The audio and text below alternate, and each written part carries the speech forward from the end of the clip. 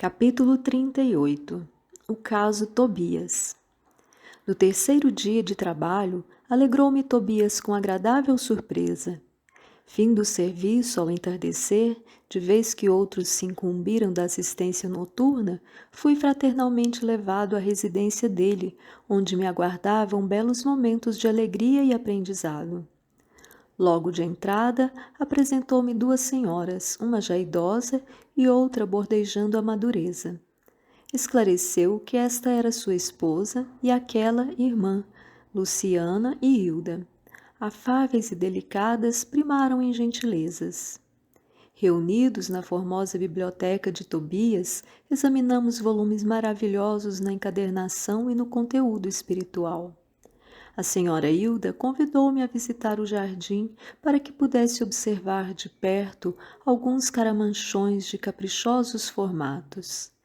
Cada casa em nosso lar parecia especializar-se na cultura de determinadas flores. Em casa de Lísias, as glicínias e os lírios contavam-me por centenas. Na residência de Tobias, as hortênsias inumeráveis desabrochavam nos verdes lençóis de violetas. Belos caramanchões de árvores delicadas, decorando o bambu ainda novo, apresentavam no alto uma trepadeira interessante, cuja especialidade é unir frondes diversas, à guisa de enormes laços floridos, na verde cabeleira das árvores, formando gracioso teto. Não sabia traduzir minha admiração.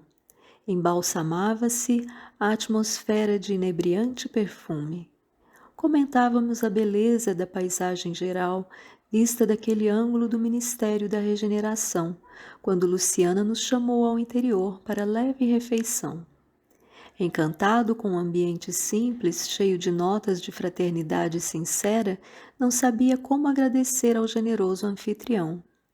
A certa altura da palestra amável, Tobias acrescentou sorridente: "O meu amigo, a bem dizer, é ainda novato em nosso ministério e talvez desconheça o meu caso familiar." Sorriam ao mesmo tempo as duas senhoras e, observando minha silenciosa interpelação, o dono da casa continuou: "Aliás, temos numerosos núcleos nas mesmas condições. Imagine que fui casado 2 vezes." E, indicando as companheiras de sala, prosseguiu num gesto de bom humor: "Creio nada precisar esclarecer quanto às esposas." "Ah, sim," murmurei extremamente confundido.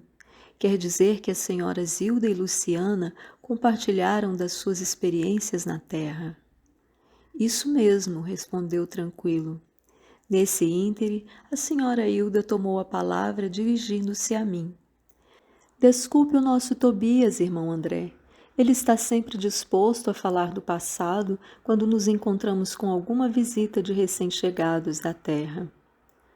"Pois não será motivo de júbilo," aduziu Tobias bem-humorado, "vencer o monstro do ciúme inferior, conquistando pelo menos alguma expressão de fraternidade real?" "De fato," objetei, "o problema interessa profundamente a todos nós. Há milhões de pessoas nos círculos do planeta em estado de segundas núpcias. Como resolver tão alta questão afetiva considerando a espiritualidade eterna? Sabemos que a morte do corpo apenas transforma sem destruir. Os laços da alma prosseguem através do infinito. Como proceder? Condenar o homem ou a mulher que se casaram mais de uma vez? Encontraríamos, porém, milhões de criaturas nessas condições. Muitas vezes já lembrei com interesse a passagem evangélica em que o Mestre nos promete a vida dos anjos, quando se referiu ao casamento na eternidade. Forçoso é reconhecer, todavia, com toda a nossa veneração ao Senhor, atalhou o anfitrião bondoso, que ainda não nos achamos na esfera dos anjos e sim dos homens desencarnados. "Mas como solucionar aqui semelhante situação?" perguntei. Tobias sorriu e considerou. "Muito simplesmente. Reconhecemos que entre o irracional e o homem há enorme série gradativa de posições. Assim também entre nós outros, o caminho até o anjo representa imensa distância a percorrer. Ora, como podemos aspirar à companhia de seres angélicos se ainda não somos nem mesmo fraternos uns com os outros? Claro que existem caminheiros de ânimo forte que se revelam superiores a todos os obstáculos da senda por supremo esforço da vontade, mas a maioria não prescinde de pontes ou do socorro de guardiães caridosos.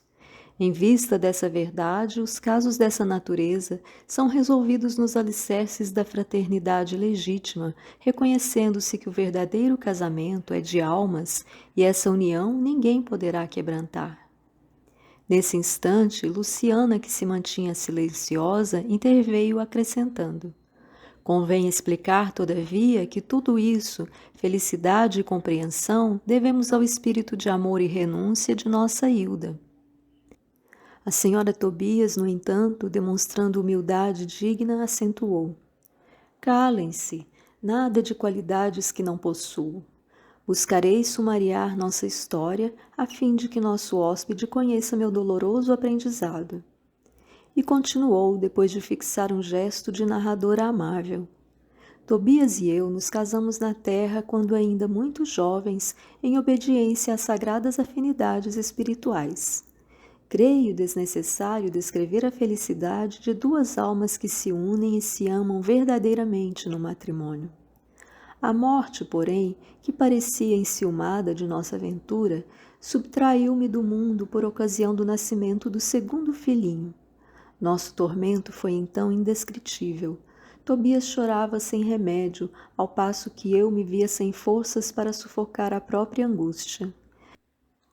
Pesados dias de umbral abateram-se sobre mim. Não tive remédio senão continuar agarrada ao marido e ao casal de filhinhos, surda a todo o esclarecimento que os amigos espirituais me enviavam por intuição. Queria lutar como a galinha ao lado dos pintinhos. Reconhecia que o esposo necessitava reorganizar o ambiente doméstico, que os pequeninos reclamavam assistência maternal. Tornava-se a situação francamente insuportável. Minha cunhada solteira não tolerava as crianças e a cozinheira apenas fingia dedicação. Duas amas jovens pautavam toda a conduta pessoal pela insensatez. Não pôde Tobias adiar a solução justa e, decorrido 1 ano da nova situação, desposou Luciana, contrariando meus caprichos. Ah, se soubesse como me revoltei! Semelhava-me a uma loba ferida. Minha ignorância deu até para lutar com a pobrezinha, tentando aniquilá-la. Foi aí que Jesus me concedeu a visita providencial de minha avó materna, desencarnada havia muitos anos. Chegou ela como quem nada desejava, enchendo-me de surpresa. Sentou-se a meu lado, pôs-me em seguida ao colo, como noutro tempo, e perguntou-me lacrimosa: que é isso, minha neta? Que papel é o seu na vida? Você é leoa ou alma consciente de Deus? Pois nossa irmã Luciana serve de mãe a seus filhos, funciona como criada de sua casa, é jardineira do seu jardim, suporta a bilhas do seu marido e não pode assumir o lugar provisório de companheira de lutas ao lado dele? É assim que o seu coração agradece os benefícios divinos e remunera aqueles que o servem? Quer você uma escrava e despreza uma irmã?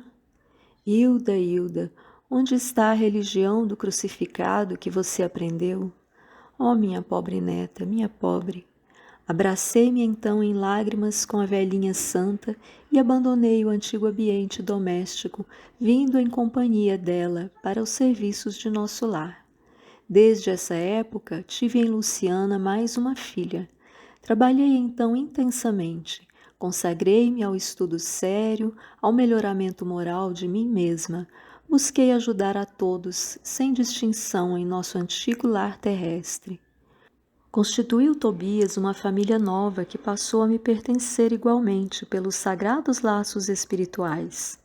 Mais tarde voltou ele reunindo-se a mim, acompanhado de Luciana, que veio também ter conosco para nossa completa alegria.